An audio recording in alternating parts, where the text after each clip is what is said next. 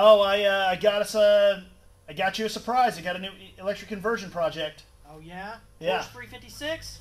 No, man, but it's close. A 1969 Karmann Ghia. Oh man, it's got the curves on this thing are fantastic. So here's what I'm thinking, man. Red. It's got to be red.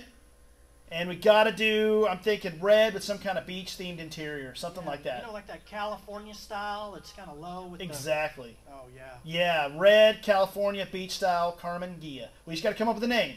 So you be thinking about that. So it's a Karmann Ghia and it's electric. Yes. And I got nothing. Why don't you head over here? We'll come take a look at it and we'll think of something.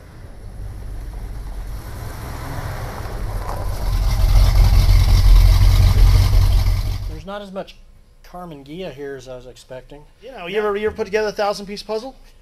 That I didn't like even start on or look at the picture of? You don't have the, you don't have the picture? That's what we got going here.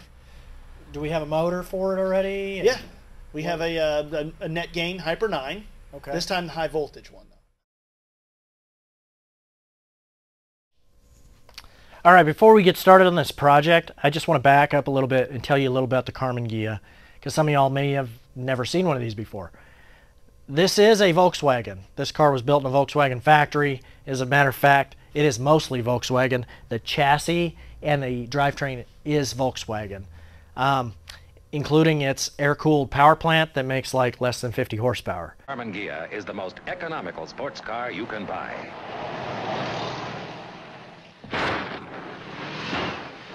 It's just not the most powerful.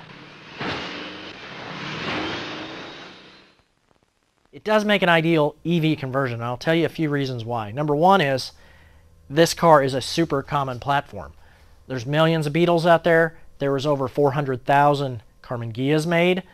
So, you know, finding parts for these is not that hard. Also, it has a lot of space for batteries up front, behind the seat, in the rear, you know, in the rear engine bay. There's just places you can put batteries without really disrupting the nature of the car. Third thing I think is really important on these is these are lightweight cars. I mean, they just are very lightweight. And that's ideal for an EV conversion because you're not carrying around all that extra poundage. One of the reasons personally why I think Karmann Ghias are a good EV conversion or really a car to build at all is Karmann Ghias are a beautiful car. I mean, look at this thing. The body is great and they respond great to customization.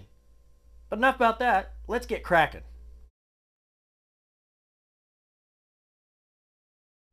Well, man, starting a new project. You know what that means. Exhausted already. Means we gotta clean the whiteboard. One thing, you know, last time I drew the car, but this time I was smart. I printed one off. So. Oh, awesome. Yeah, but I don't want to just put it on here. Do you have something to protect it?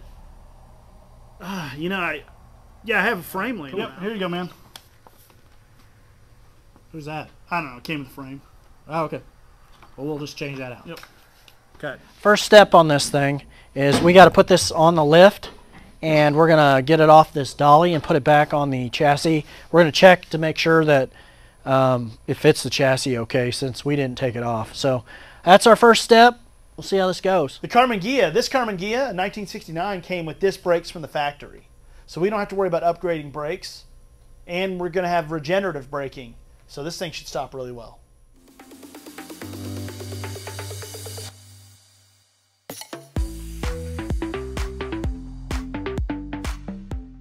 Today's task is, this is kind of like the first thing you really have to do. We got to get rid of all the Bondo off the front of this car to see if there's any real metal left. They slathered it on, so it's pretty thick. It was like probably over an inch thick. We're going to use some Finger Buster 2000s and just go to town on it. So. Right.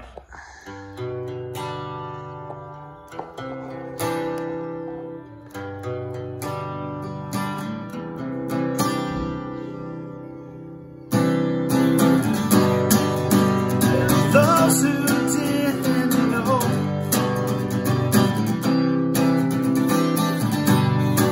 that the Sphinx used to have a nose.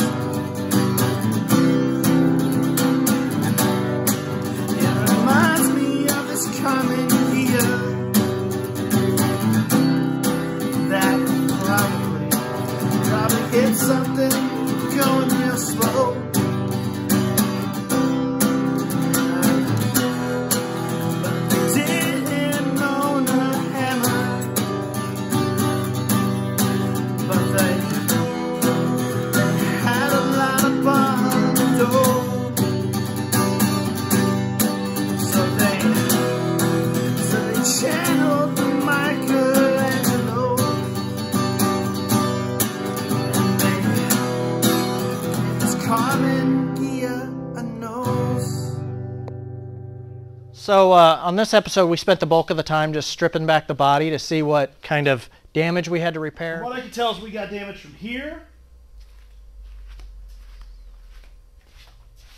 to here. Oh, you'll have to wait till next episode, to see us start doing some actual work. This time we spent most of our time just digging through inventory, what we have, and assessing the body. Stay tuned, more to come.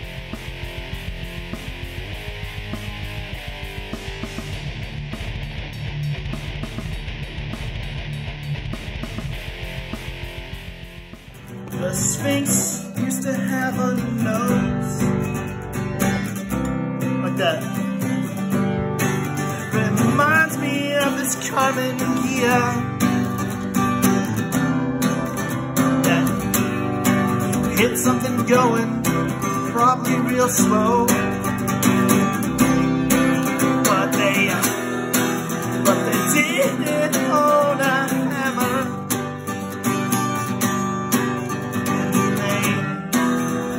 Know what the dolly's used for,